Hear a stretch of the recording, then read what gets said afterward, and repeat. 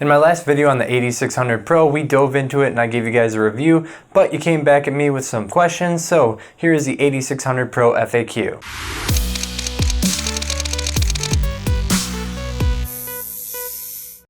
So before we get into today's video, if you like it, before you leave, please hit that like button so that YouTube knows to pass it on to other people. And consider subscribing if you'd like to see more videos from me. So the first thing I need to address with this video is the power. In my review video, I explained to you guys that I actually got a little bit less power out of my AD600 Pro than I did with my original AD600. After testing this with a bunch of different modifiers and testing the meter in different positions, I have a much better understanding of what's going on. The original AD600 just throws more light in the center. This is evident both with the reflector and when the reflector is off. It has a very concentrated beam of light right in the center and less light going to the sides, whereas the AD600 Pro has a way more even cast of light going out to the sides. So if you meter in the center, the AD600 just meters hotter because you're in that center hotspot, whereas if you meter on the outside of the center, the AD600 Pro ends up metering higher than the AD600. So in reflectors, umbrellas, and softboxes with single diffusion, the AD600 is always going to have a hotter center than the AD600 Pro will. But if you're using a reverse modifier, a beauty dish, or a doubly diffused softbox, then they're pretty much even and identical. They have the same amount of light output, they just cast it in a different way. If you want a more even light pattern from your strobe, then the AD600 Pro is definitely the better pick. So does a new bulb lead to more output? In general, no. Seems despite the adjustments that they made and the way that the old one was, that for most modifiers you don't get any more output out of the AD600 Pro's new design. The only place I got more output was my Cheetah Quick Soup Bowl with the low profile Bowens mount. Now this was designed specifically to counter that reduced head size on the AD600. But when you apply it to the Pro, you actually get a little bit more output out of it than you do the original AD600, only about 0.2, 0.3 stops. So in general, you can expect them to be pretty much the same amount of power output no matter what modifier you're putting them in. Does it have a mask mode?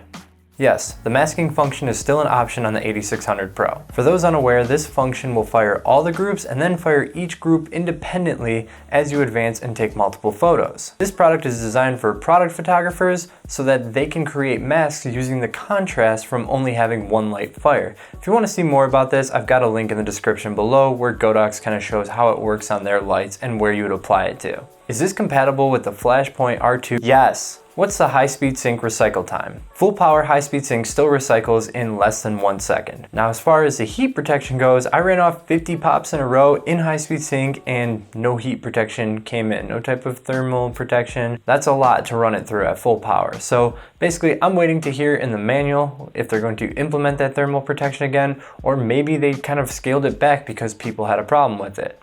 I'm not sure, but all I know, 50 full power, high-speed sync pops in a row, no thermal protection, still good, and I had that 1 second recycle time the entire way through. What's the reflector throw? I think it's 65 degrees. I did a bunch of math and measured it up against the wall.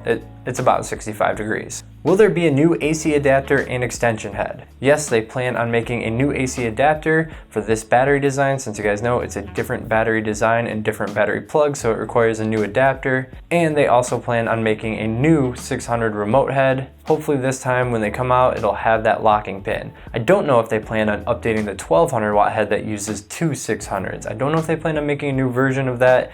I don't think there was a serious demand for it with the last AD600, so they might just skip that accessory this time around. As far as I know, nothing's been announced. Will there be a new lineup of LEDs that use the same battery as the AD600 Pro? If you guys don't know, the SLB60 is a portable LED that uses the same battery as the AD600 did. I'm not sure if they have any plans to change that or release a new battery powered LED. One would think they would eventually do that, but if there's nothing they want to change with the LED, I don't think they need to change it just to accommodate the new battery. After all, the AD600 batteries are still widely available. There is some possibility that with the increased voltage, maybe they could make a more powerful LED down the road using the AD600 Pro's new battery. Although if they made a brighter LED and the AD600 Pro's battery is actually a smaller capacity than its previous version, then that LED wouldn't last long at all. So I don't know if it's in the books, haven't heard anything, and with the SLB 60 watt just coming out pretty recently, I don't think we'll see anything like that for a while. Does the AD600 Pro have the TTL conversion to manual property? Well, it's compatible, but that depends on the trigger that you're using.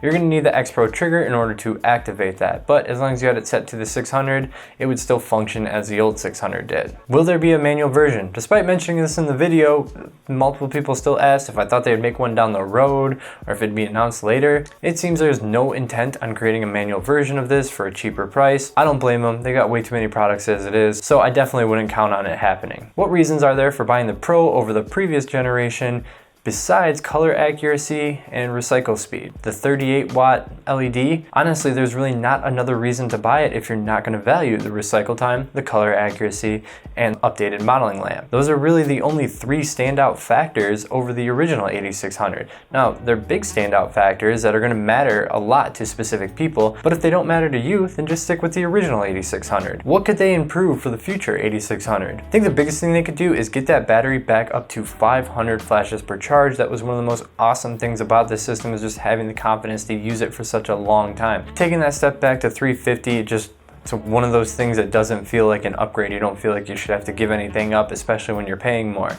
So I think that's something that they could definitely work on. Other than that, make it smaller or lighter, make it brighter, more powerful, or make it faster in terms of the flash duration and the recycle time. Beyond that, there's really not a ton more features that anybody is really implementing into lighting. So I think that's really their ticket to making it better. Personally, I want to see a 400 watt version of the AD200 more than I want to see another or more powerful version of the AD600. So there you have it. Those were the questions that I was seeing over and over. Figured it was just easier to make out a video.